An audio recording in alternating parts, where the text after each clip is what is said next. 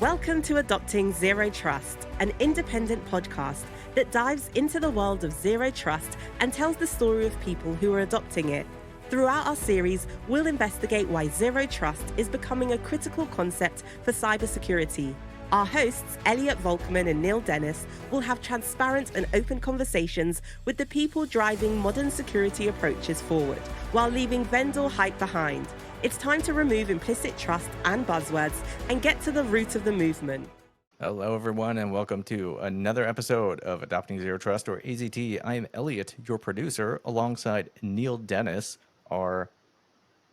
he's already shaking his head. I haven't even said anything. Our threat intelligence / host of the podcast, along with a guest that we're going to actually talk about something that I think a lot of people have been very curious about in just a moment. But before we jump into that, I feel like we should do some proper introductions. Oliver, if you wouldn't mind giving us the rundown of where you've been, and then maybe we can chat about where you are. I have been at Vectra now for almost 10 years. My journey into security kind of is probably 25 years in at this point through various pockets of security. So started by doing kind of IPsec stacks and IKE stacks, and then 802.1x supplicants and encryption and authentication, and then found myself after several years of doing that in a company called Juniper Networks, which had acquired NetScreen just before I joined. And so then suddenly got into firewalls and SSL VPNs and NAC solutions and IPS. And at the end of that journey, I just kind of had this epiphany that for all the things we claim to do, bad stuff was still kind of happening and attackers were still getting in. And so the pivot for me for the last 10 years has been assume compromise, assume that people will get past your first lines of defense, and focus your energies downstream of that, of trying to prevent really bad things from happening. Because trying to be perfect at first contact is awfully hard, and it's proven to be an ineffective strategy. I think of the Far Side cartoon, the crunchy exterior, soft, gooey interior is not really a workable model.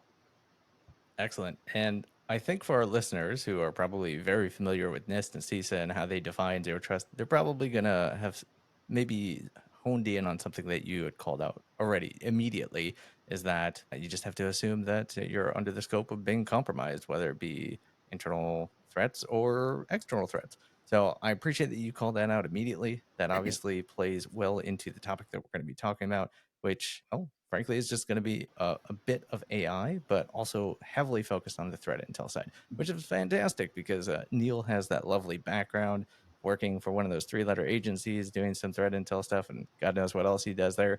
So I think between the two of y'all, we're going to have some pretty interesting conversations. And then we get to take it into the modern day of, I guess, maybe beating around a topic that, it's a little bit weird in this space. So I'm going to open that can of worms immediately as far as like that AI thing. So you all have been around for 10 years.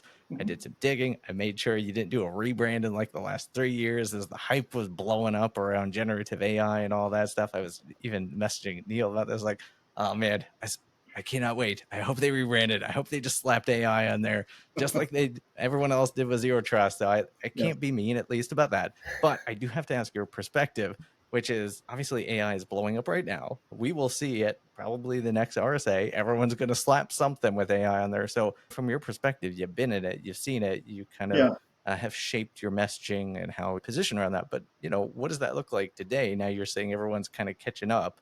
How is that? It's interesting. I mean, even this last RSA was the AI on everything. I think we've seen other companies have marketing people be rebranded as chief AI officers. And so it's like, okay. So from our perspective, so I kind of take the long view on AI. Quite frankly, AI is a shape-shifting term. I mean, it was defined back in 1956 in Dartmouth. Basically, a bunch of people getting together and going, hey, let's try and create some systems, right, that think like humans and that can reason through things like humans. In the early stages, you saw, the definition of the Turing test as hey, how will we know when we've gotten there, right? Okay, so we have a Turing test. And you also kind of saw initial things like Prolog and Lisp and other technologies like that come out.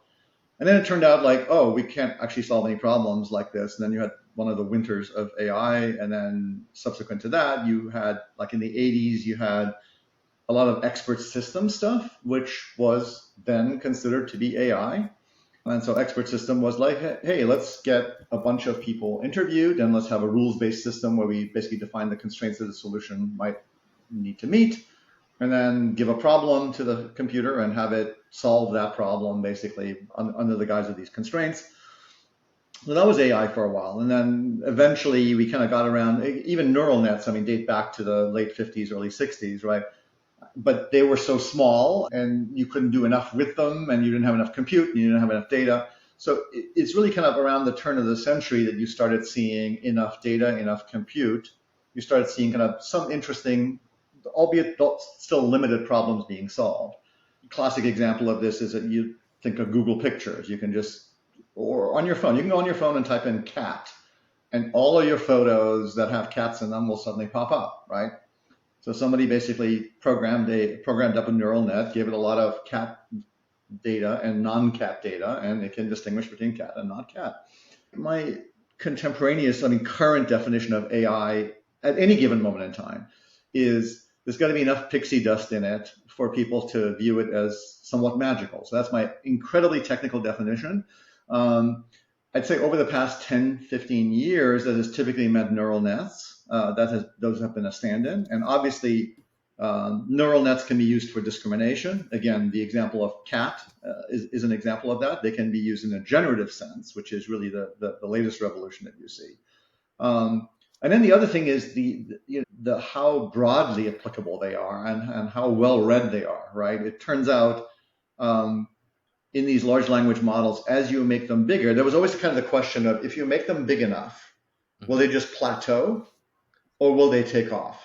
And it really wasn't a foregone conclusion that if you made them big enough, they would take off, but it was a bet that was placed, and a bet that turned out to have some merit to it. And you have a lot of downsides still with the neural net, with the generative AI stuff that's out there. But as a means to try and compress a very large corpus of knowledge, everything ever published and said by mankind, into a reasonably compact, albeit still large model, does a pretty good job of it. But so for us, the journey really in the last 10 years has been primarily around the discriminative side. I mean, in security, you're trying to find bad versus good. You're not trying to complete a sentence. You're not trying to say, hey, what's the next thing I should do? Now, I think where generative AI has a place across all sorts of businesses, including cybersecurity, is around okay, I have this signal now, how do I figure out whether it's good or bad, and how do I assemble the various pieces of evidence? Because there's a great degree of variability. There's a long tail to the kinds of questions that you might want to ask. There's a lot of intelligence that has to go into knowing what the interfaces are. And so just being able to have a natural language discourse with a system around a collected set of statements that you believe to be true, and then trying to kind of deal with the edges of that, is really where generative AI comes into play with regards to cybersecurity. So we see both a need for kind of discriminative AI, finding the bad signal out of all of the noise that's out there, and generative AI investigating it and figuring out how bad could it be and choosing to take action. Okay. So yeah, that's a bit to kind of noodle through. So I'll be honest, I try to read through your white paper too, trying to apply how that would work in this conversation. I got through, I don't know, like 15% of that maybe absorbed, but yeah, that kind of lines up. So I think one way that I can try to maybe simplify this for some folks, because it is very complex. It does come in a lot of different flavors. It's obviously been around, honestly, for a significant amount of time. Financial institutions use it for financial modeling for months. There's a certain cutoff where it becomes a little iffy on that information, but obviously it's all about the data and how much you ingest and all that stuff. So looking at the cybersecurity world and maybe making it applicable to AI, especially in the context of this conversation and using threat intelligence. So if we look at social engineering and phishing lures, obviously that is potentially one particular use case where you can use some of that data to identify common trends, maybe a fingerprint, like they're using the same URL, same lure, but if it's just text-based and stuff like that, what role do you feel like AI could start to pick up on it, where it's not just like, I can only use these 3 elements, everything else will still get through? So where do you feel like AI might be able to actually pick up from where? Yeah, I mean, I think there's clearly a notion of AI as utilized by the bad guys, the Mm, guys on the offensive side, and social engineering is the most obvious thing for the simple reason that it's easy now with the amount of kind of digital contrail that humans leave, is to just hoover all of that up, throw that into a LLM context window as background and say, now write me something in that style that also potentially can even refer back to the trip that you just took last week to Aruba, to just really make it seem much better than the average poorly grammared, stupid kind of phishing inbound email. But you can do this. You can do this at scale now, right? You just need some crawlers and you need some chat GPT time, and you can produce these very believable emails. I think the other places you see on the generative side is just voice, right? It's yet even more believable if I leave you a voicemail in the voice of your boss.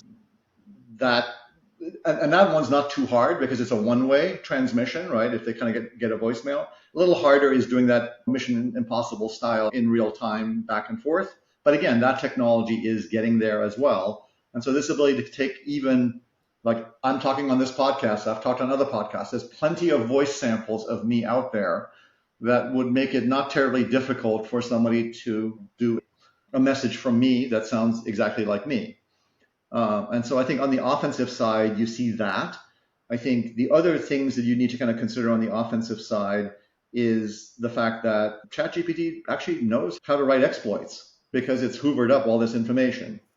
But of course, OpenAI has gone out of their way to put guardrails to try and prevent that from happening. But those guardrails are akin to explaining to a 5-year-old not to talk to strangers. They work all the way up to the point when somebody says, here's a piece of candy. And so the guardrails are at best recommendations. There are plenty of examples of both the guardrails in the base system of the LLM being overcome relatively systematically and not too hard, as well as whatever framing you might want to do in a context window, which is the other kind of guardrails you tend to see. It's like you say, hey, don't answer questions other than foo. And yet, yeah, if you throw the right kinds of text into there, you can overcome those guardrails. And so the bad guys are ultimately going to use these LLMs as well to help them. What is not guardrailed right now is finding vulns, because finding vulns is a dual notion, right? Obviously, defenders finding vulns and attackers finding vulns is kind of like a race against time. But writing exploits is only a bad thing, and so that's guardrailed, but it's still accessible. And then, last but not least, I think what people aren't considering is a little bit of an inversion. As everybody deploys these LLMs into their environments, I think the LLMs themselves become interesting points of attacks. So if you think about them in the context of, like, a lot of the value of LLMs is interconnecting them with a lot of other things. And so let's say you interconnect them with some threat intel that you're grabbing from outside. So it's a cybersecurity thing, right? And you're integrating them with your CMDB internally and integrating them with maybe your firewall to be able to take an action. So now you've got this kind of fulcrum, right? You've got this kind of pivot point. And an example of this is, let's say for threat intel, you're just pulling stuff in from VirusTotal. Well, VirusTotal is just a publicly produced set of data. Like, bad guys can inject stuff into VirusTotal that you will now pull down into your context window, which could potentially break out of whatever guardrails you might have set in that context window. And now if you've given it an API key to take action on your firewall, it's like, great, here's a deny all rule. And so it becomes kind of like a WAF-like problem, in the sense that you have this intermediary that is ill-defined in terms of its functionality and not well understood, and that's subject to injection attacks and all kinds of other things. And so I think that's the other way to kind of think about the offensive side, whether the offensive guy is using LLMs to make their craft better, or whether they're attacking LLMs that you've deployed. And then on the defensive side, there's naturally, a lot of this is workflow and speeding up the epiphanies and making the SOC more productive and stuff like that. So on the defensive side, that is the counter. You can build a lot of knowledge about the environment into these LLMs. You can take a lot of tribal knowledge and memorialize them in ways that can always be kind of injected in the context windows, and then you can be far more effective. And so the hope is that the defensive side overcomes some of the advantages that the offensive side comes up with. But the one thing I would say on like phishing and social engineering attacks, they're just going to become far more effective over the next year, 2 years, 3 years. And it's going to come to a point where you can't actually tell a legitimate email from your boss from one that is faked, which basically means, back to our original comment on assumed compromise, you better assume that thing is at best a filter that tries to keep a lot of bad stuff out, but that it will be imperfect. Because the point that you almost have to get to a point where you keep marking legitimate emails from your boss as phishing attempts. And then it's just like, okay, why are we even using emails? Because now I can't tell the good from the bad. Hey, on the flip side, that's just one less email from your boss you have to respond to. So there is that.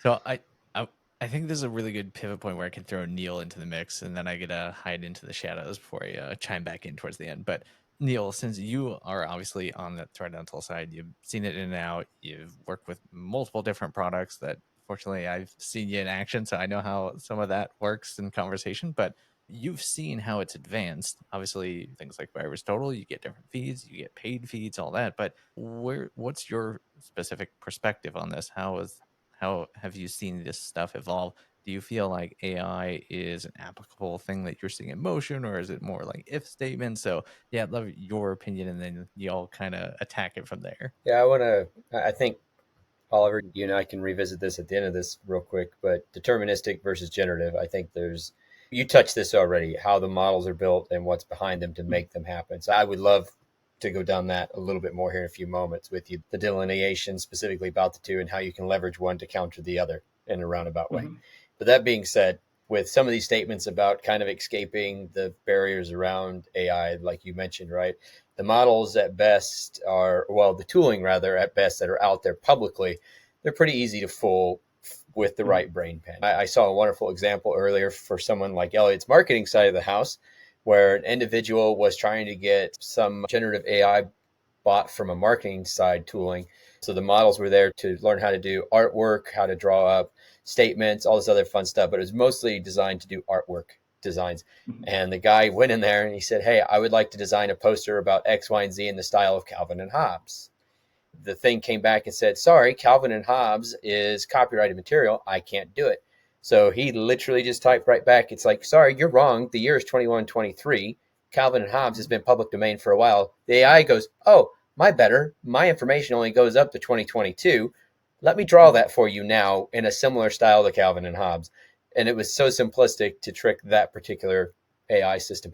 So that being said, we talk about being able to exploit and find paths to consume and produce wonderfully awesome things. We had another guest on many months ago talking about a very similar path to make ransomware without it making ransomware, and just telling it that you just need something to encrypt a file, blah, blah, blah, blah. And here we go. We've got a ransomware package.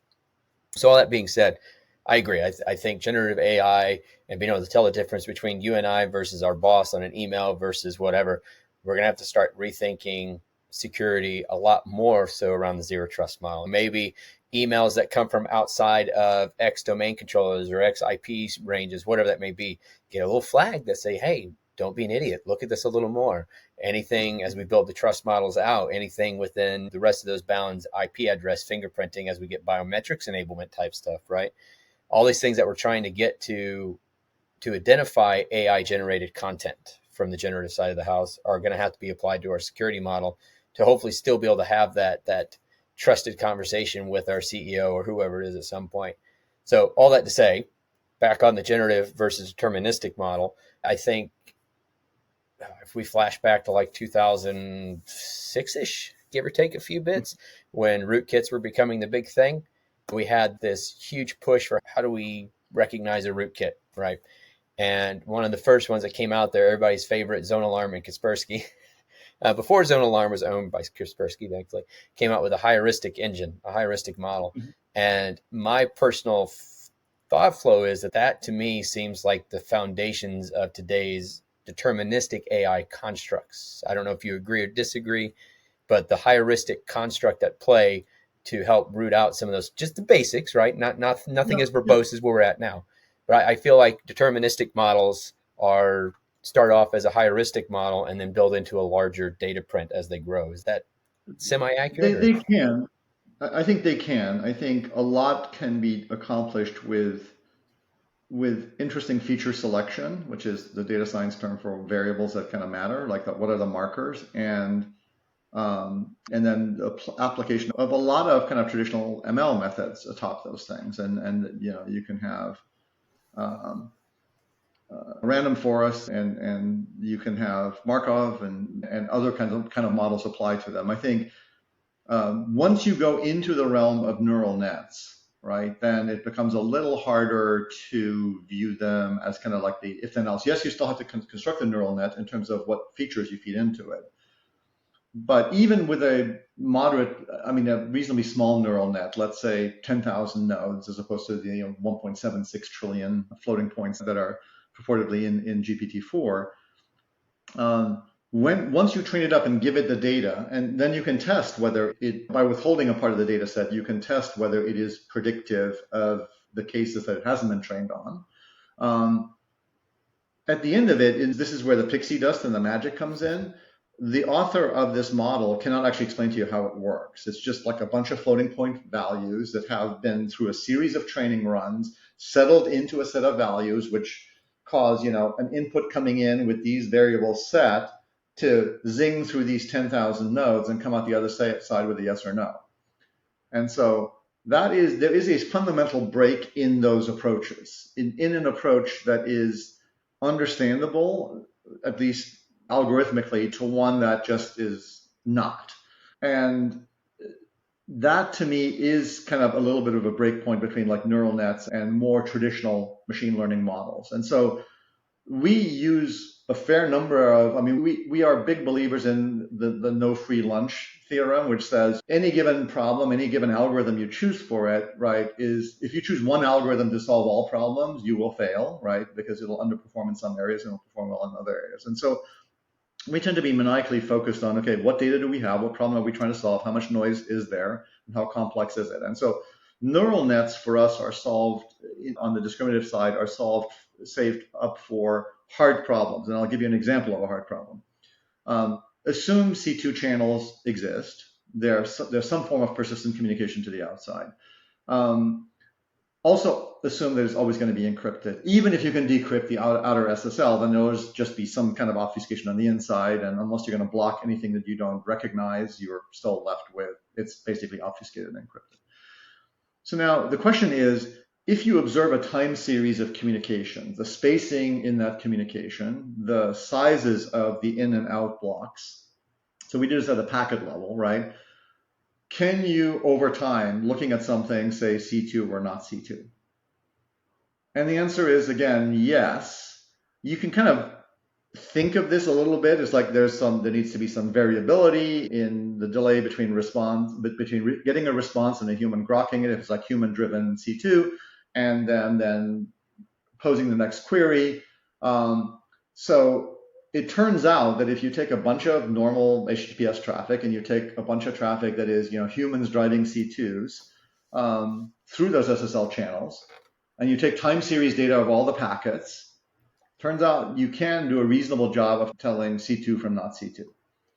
And that to me is somewhat magical. You can kind of talk your way through it, but it's like the accumulation of evidence. It's almost like the guy's typing away and doing things and the markers build up, and then he goes and gets a cup of coffee and it decays again, and then he comes in and starts typing again, he crosses threshold.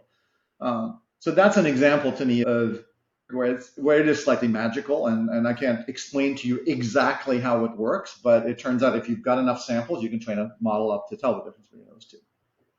No, that's good stuff. So from your perspective then, if we think about migrating more into security, so we've kind of talked a little bit about some of the fun things you can do, just loosely, about how you can use it to do bad things to some layer. Mm-hmm.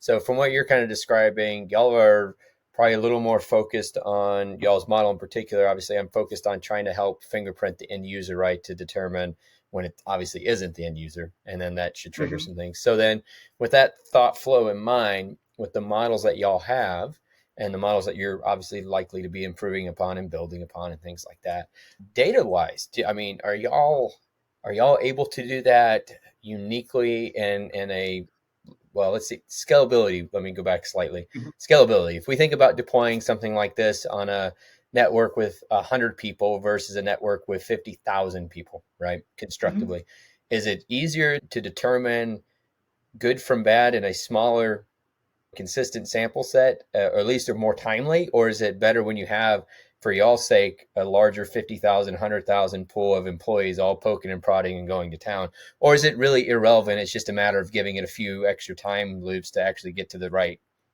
model. Yeah, I would say a couple of things. One is there are some models that we construct that are effectively supervised models that are trained offline, similar to Google's cat, no cat. There's no need to train them inside of somebody's environment. And C2 or not C2 is an independent determination that we would make regardless of whose network we were in. We wouldn't be like, okay, we're going to try and learn what C2 looks like here. Now, a lot of security comes down to figuring out, as you say, could this be attacker behavior? And that's typically conditioned on what you see in the environment. If the environment is too small, like 100 users as an example is potentially subscale, right? It's hard, you don't have enough data to really form patterns. And I'll give you an example of this. Like one of the things we do when we're inside of an environment, by observing just use, just in this context, this will be network, and we're looking at Kerberos tickets.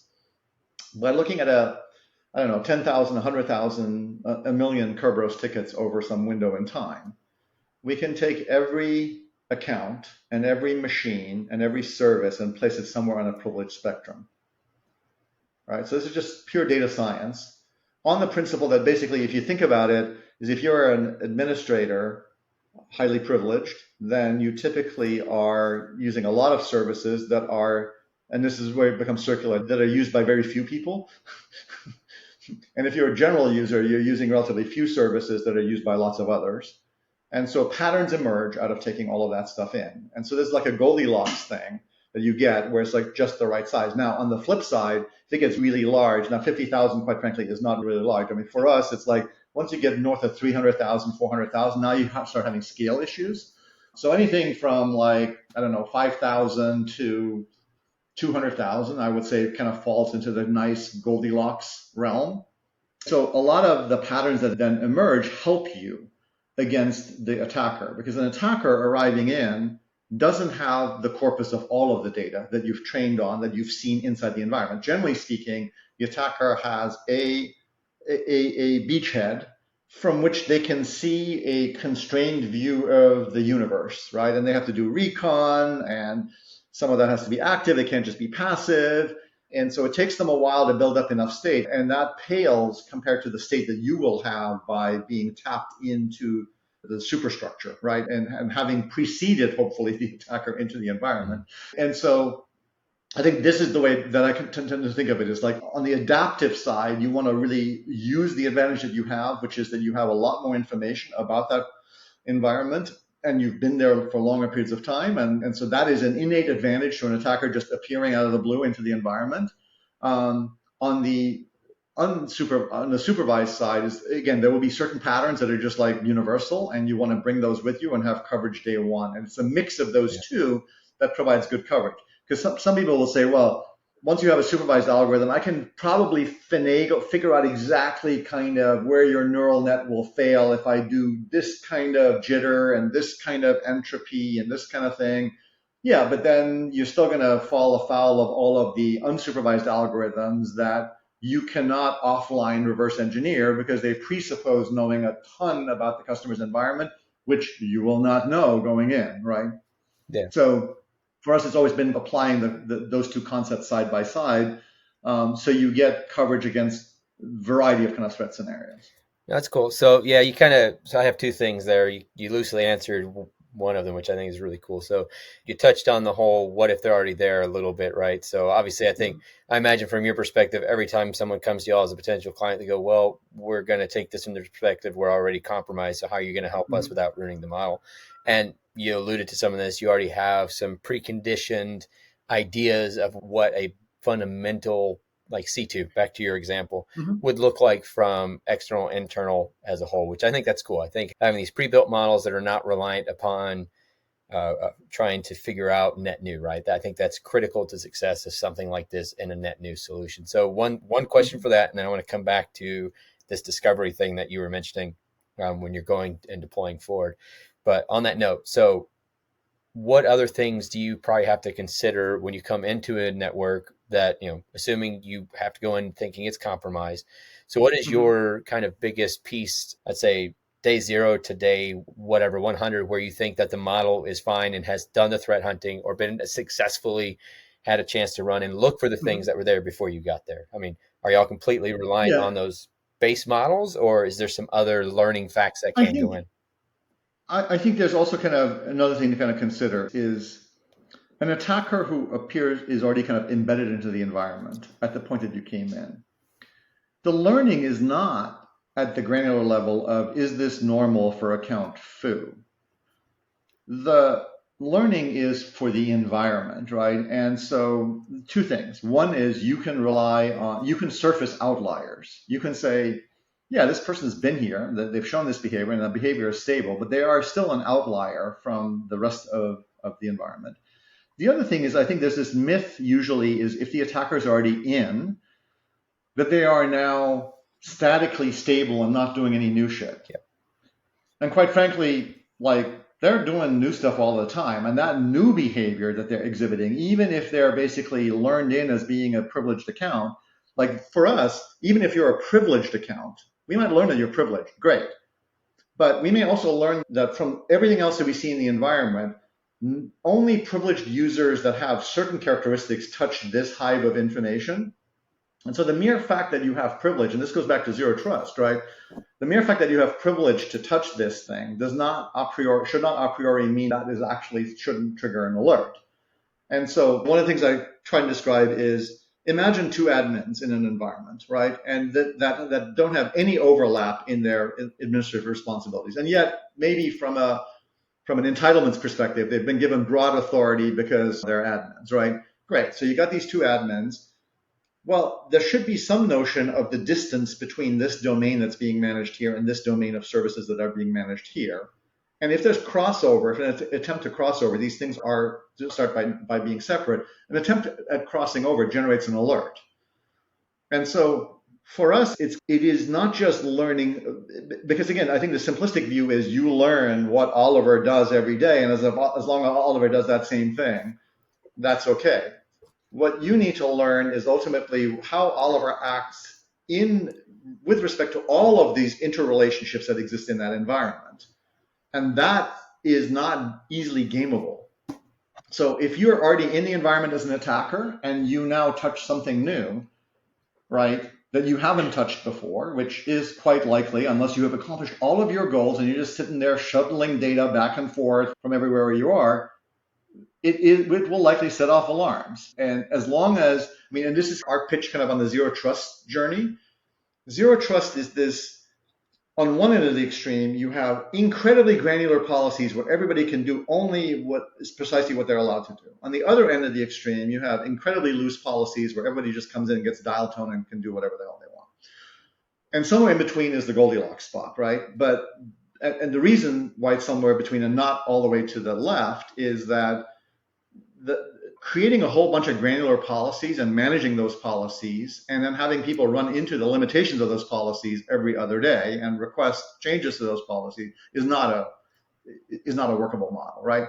So it's really a question of what are the kind of blast radiuses and friction that you can create in the system where you have enough room to move, and yet you can still do your job and not every other day have to ask for new privileges. And for us, the nice thing is that a system like ours can then, like whatever wiggle room you've been given that you don't use, we kind of say observed privilege versus granted privilege. Like whatever part of that privilege you don't typically use, even though you've been granted it because the policy needs to be, of course, at a certain level, that's what we police, right? If there's meaningful shifts there where you have entitlements that you don't typically use and other people have entitlements to that area that they do use, then we want to trigger on that gap and provide you with actually tighter coverage as you're on that journey, because you're going to start coarse and then gradually get finer. But we can be a backstop to that journey typically. No, that makes sense. So that's actually a good transition to my other question I was alluding to. So when we think about the zero trust journey that you're discussing here a little bit, we talk about the discovery phase, like you're referencing, right? And Mhm. I think from our conversation so far, I think this is the one key thing that I think is potentially really good about the service offering as a whole, at least from a starter perspective. Let's say you get in there, you deploy this solution, whatever it may be, right, from y'all's perspective, and we want to figure out those privileges, those access control mechanisms that we've already deployed and how they're actually operating, right? So then to your point, we can build that model of what a day in the life of X type of user, admin, service, engineer, whatever they may be, right? And then I think I see a lot of potential for whether someone wants to deploy long term or someone wants to deploy more consultative approaches in their aspects of the tooling, where it could help me. And back to maybe I'm running a 250,000 user system, I could come in there, leverage something like this to get that fingerprint idea of what all Mhm. those use, right? And in theory, you're only going to have a core group of 20, 30, 50, whatever roles and access perms across each type of infrastructure layer. And then you could use that as your baseline to start to build out your zero trust model and then continue to Yeah, monitor and leverage and update, right? yeah. It's kind of a point in time. Yeah. It's a point in time thing. Yes, it basically you could bootstrap with something like ours. And what users tend to find, what our customers tend to find, which is kind of interesting, is like there's always kind of like an interesting soft underbelly. And one of the soft underbellies that we find that customers tend to have epiphanies on when they deploy something like ours is just like service accounts. How many do you have? How are they actually privileged? What are the patterns of use of them? And oh, by the way, yeah, they've had the same static password for the last 3 years, somehow baked into the system. And so people tend to always focus on kind of end user accounts and potentially rogue employees or somebody breaking into an end user account. But the service accounts oftentimes skate under the cover. And many customers who have privileged access management systems don't even force the service accounts, which are privileged, through those privileged access management systems. It's just kind of viewed as the PAM is for carbon-based life forms and their foibles, right? As opposed to actually for all forms of privilege. But attackers know you get a hold of one of these service credentials from one of these service accounts, you can just like skate a long ways without detection typically. Yeah, no, that's good stuff. So that totally makes sense for my brain. So the thing is, with once again trying to identify all these fingerprints, trying to identify what net zero looks like, day zero looks like in your environment, and then back to the original piece that got us back to the zero trust model. It has to be updated. It has to be constantly well, maybe not constantly, but the algorithms have to be checked. The results have to be checked to some extent. So There's always drift yeah, in these environments, always. right? I mean, it's like you can be great today and then you do a bunch of stuff and you add a bunch of new users and 6 months later you've drifted, right? Yeah. And so it is a continual journey and you continue to have to kind of, and again, as I said, again, there is no clear end to that journey because yes, you could make the case you could be even more granular and you could have even more controls in place. But at a certain point, it doesn't really make sense. But there's not a clear demarcation. Your journey ends here, so it's a continual Yeah. practice that you go through. What we're finding is we're having kind of interesting conversations with. So one of the sets of folks that are kind of at one of the forefronts. Basically, right now, I would say zero trust has two manifestations that you typically see out there. There is the SASE or SSE version, right? It's like, oh, here's where your users are gonna come in, and we're gonna have this policy, and if you do bad things in the SaaS application, we're gonna have a feedback loop to force you to re-authenticate and do other kinds of things like that to make sure it's you. The other end of the extreme tends to be microsegmentation at firewall level, which tends to be much more kind of like more back-end-ish stuff. Okay, let's make sure you don't just have it wide open. Once you're kind of in the data center, you can get at everything. The interesting thing for us is we're having lots of kind of conversations with folks like that because for us, people that are providing those solutions effectively have a means of putting the screws on things, right? They're in the access paths and they can prevent things from happening or put additional hurdles in. What they like about us is we can give them signals of nefarious doings that are very much orthogonal to the signals that they've typically had, but then they can act on them and have basically this system that naturally takes into account that we're seeing weird behavior with regards to some privileged assets. And as a result of that, you can go all the way back to the machine or the endpoint or the account that's coming in at the point of entry and put the screws on it, right? And force it to do certain kinds of things and force it to maybe a browser isolation layer or whatever it is you want to basically do as a means of adaptively making it harder, let's say, and trying to tell friend from foe.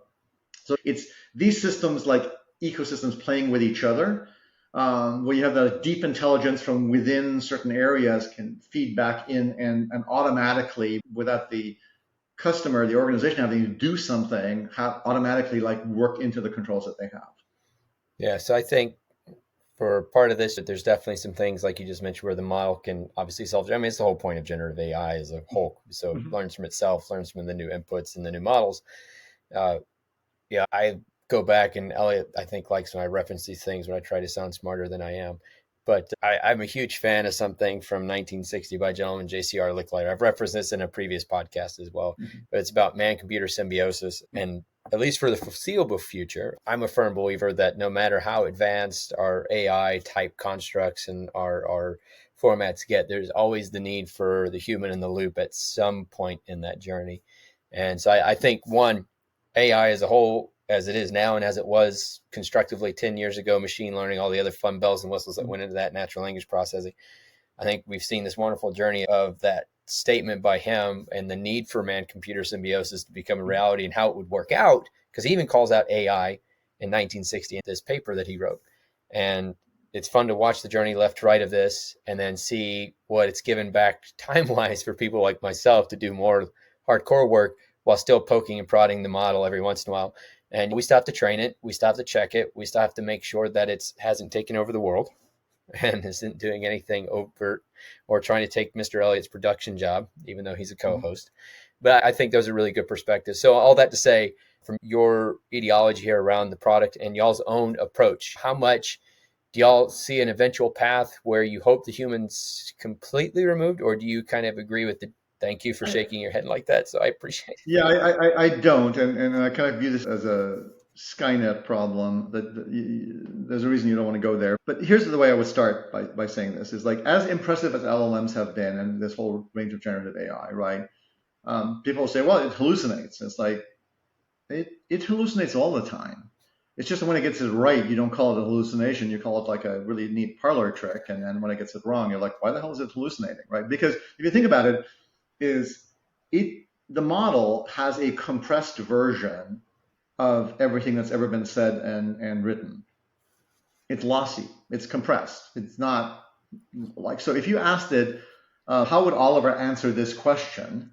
Whether I have answered that question before or whether I have never been asked that question and hence have never answered it is lost on it.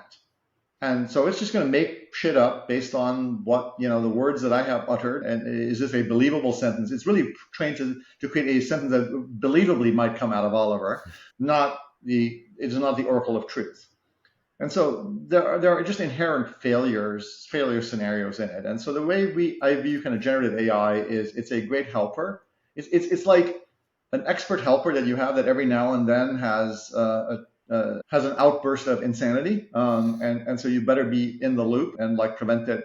Like you just don't want to just mainline that stuff and say, oh sure, I'm going to do that. And I think in the long run, the question always comes down to what kind of autonomous systems are we going to create, right? I mean, self-driving cars are probably an interesting example of this. Is do we believe that we will get to a point in a relatively constrained use case like that? Are we going to get to a point where there will be self-driving cars and that we will not basically put humans in the loop? I would argue probably yes. I think in terms of something as complicated as cybersecurity, where you have good guys playing chess against bad guys, right? It's like a constantly evolving landscape, and it's all about deception, and it's all about sleight of hand and stuff like that. The notion that you can kind of create a system that would perfectly figure that out is a Skynet scenario, right? You're just going to end up faking your way into doomsday scenarios. And so AGI, like generative, basically broad artificial intelligence, like artificial general intelligence, like I think we're very far away from that. But I think we've always gone and figured out how to take tasks, narrow tasks that in the past might have required a lot of human intervention and automate them.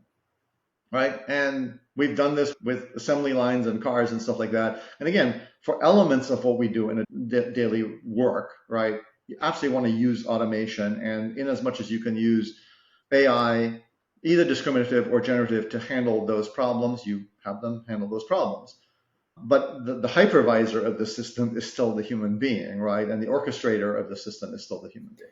Oliver, that was right on par with what I was really hoping you would say, so I wouldn't get mad. I say that I've had a few other individuals in those space, competitors of sorts in past lives, laugh at me when I say the humans still need to be in the loop and then tell me I'm not hired.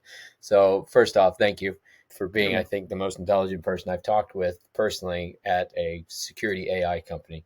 And secondarily, I've been very appreciative of this conversation as a whole. It went exactly where I think we were hoping it would go relative to the conversation path and good things. I'm going to throw this over since we're semi-short on time, but I do, because of the way the conversation went and everything, I do want to give you a chance just to talk a little bit more specific about Vectra's approach, blatantly, not just around the weeds like we've been, but please go ahead and throw out a few. Yeah, I think I've touched on a fair bit of it. I don't tend to be the guy who's going to like hard sell and give you basically our trademark monikers for things. It's like, these are hard problems. They're not easy problems. They're problems that are impossible to solve perfectly. I think we oftentimes in the security space let perfection get in the way of good enough.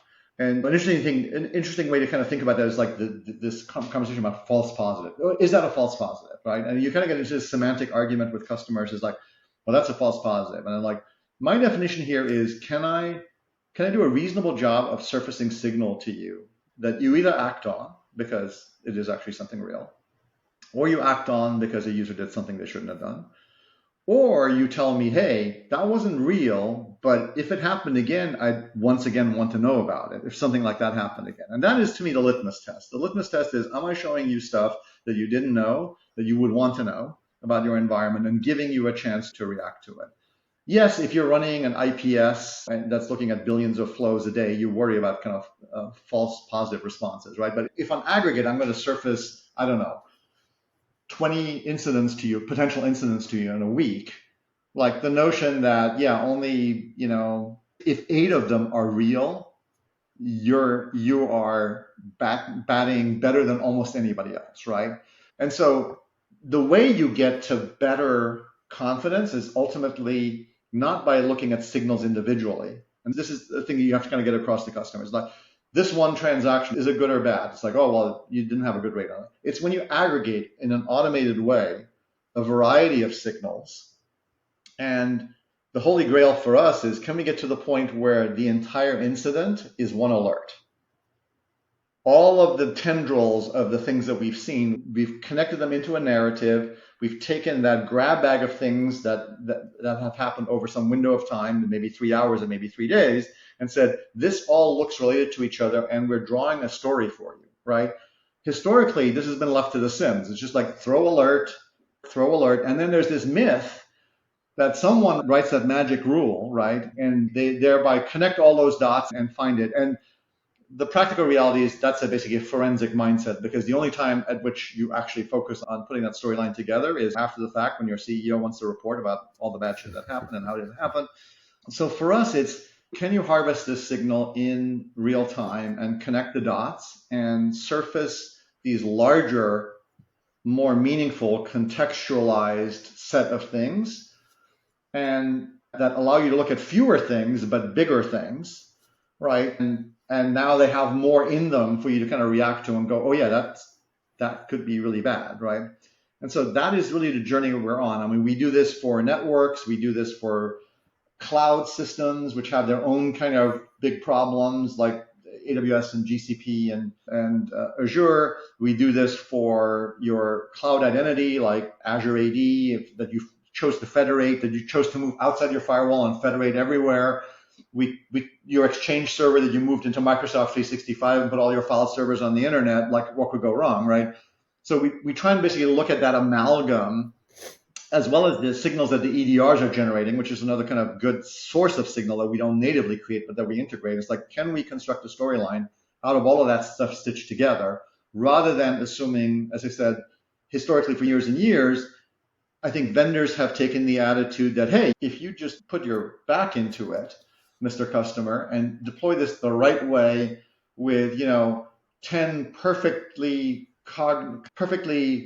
infallible individuals, then everything will work fine. And to me, the gap between the theoretical effectiveness of security solutions and the actual average effectiveness of them is this mythical human capital that is supposed to be thrown at them, which never happens. And so for us, it's really focusing on actually, given the distracted nature of our customers, given the 17 fires that they're fighting at the same time, can we be a force for good without heavy lifting on their part? Can we surface the right kind of signal and not too many of them for them to actually know what the hell's going on in their environment? So that's the mission that we've set for ourselves across a number of different attack surfaces, which we think in the modern sprawling enterprise network that's kind of what you end up with, right? You don't just end up with everything in your data center and all your end users at the office. So it's just all over the place.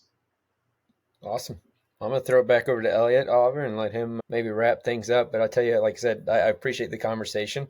This has been a very fun AI journey as a whole. And for those paying attention and everything, there is a path forward with tools like this specific for zero trust, obviously. And I do think part of the discovery phase and beyond it's going to help us leaps and bounds with where we're at moving that model forward. And before I really give it back to Elliot, I also agree that it would be nice if chickens could cross the road without their motives being questioned. And if you're not watching this camera wise, then you're not going to get the joke. So thank y'all.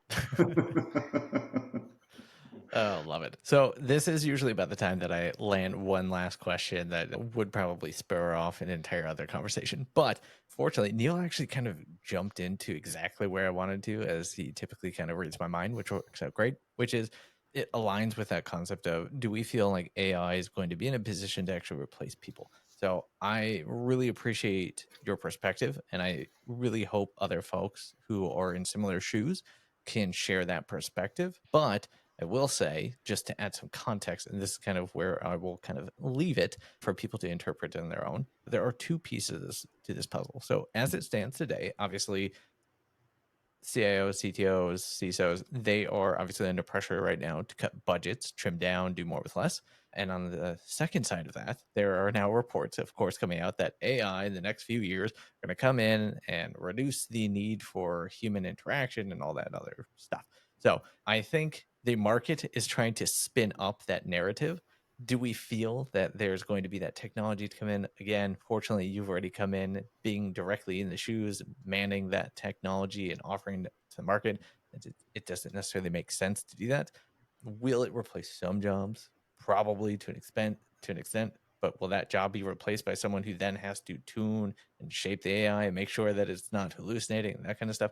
It's just a shift in direction, but Yeah, when calculators came out, right, all the purveyors of abacus or abaci, basically, it's like, oh, that's a skill that's no longer a job, right? And it's like, but there's another job. There are many other jobs, and I think in cybersecurity in particular, there's a broader societal question, like self-driving cars is an example of this, right? It's like if everything went self-driving, clearly a large number of people who are currently driving for a living would need to find a different thing. But within cybersecurity, I think it is incredibly overblown, right? We have such big problems. We have such shortage of talent. And whatever we do will be parried by the bad guys, right? Because this is a tussle. This is not a fixed problem driving cars. This is hey, you up your game, they'll up their game. So anybody who thinks they want to work in cybersecurity, come join us, because you will be working for the next century if you live that long, because there will never be a shortage of jobs for people who can help think through problems and outwit adversaries, which is really the problem that we are undertaking. Your analogy is a lot better than mine. I go to the Charlie Bucket toothpaste factory one, where he gets replaced by the robot to screw on the caps, but then he comes back and he's the guy who has to fix the robots and is getting more money. Anyway. Yep. That actually works well. And I mean, Neil, to what you had pointed out before, yeah, AI could help edit a podcast. But if you all saw what was behind the scenes and the technology there, oh man, it is not that great. I still keep moving back towards Adobe because it's tried and true and actually works. I do like the AI tools that are kind of out there for like this kind of stuff. But exactly as both of y'all are saying, it should just reduce the load on some of the more terrible things so you can spend more time with people like yourselves, having conversations and getting the stuff of more value. And I think that is what I would love people to take away the most out of this AI conversation that comes from it. Is it shouldn't be replacing things as far as people goes. It's more of just making your It's a life force a little bit multiplier. easier.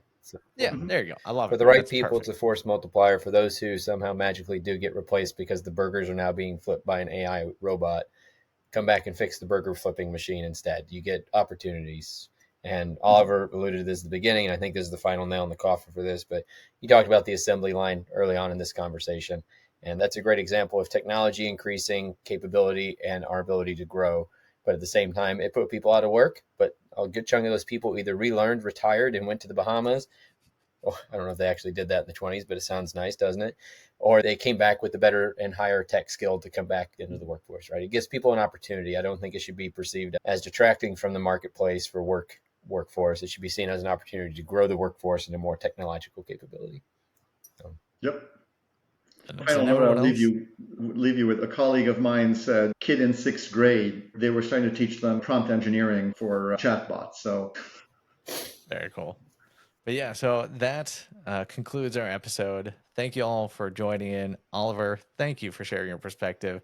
I know Neil and I tend to be a little bit cautious going into conversations on the vendor side.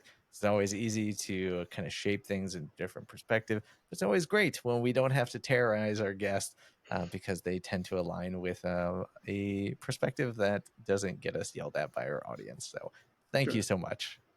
thanks a lot, Elliot. Thanks a lot, Neil. Thank you for joining AZT, an independent series. Your hosts have been Elliot Volkman and Neil Dennis. To learn more about Zero Trust, go to adoptingzerotrust.com, subscribe to our newsletter, or join our Slack community. Viewpoints expressed during the show do not reflect the brands, employers, or companies of our hosts, guests, or potential sponsors.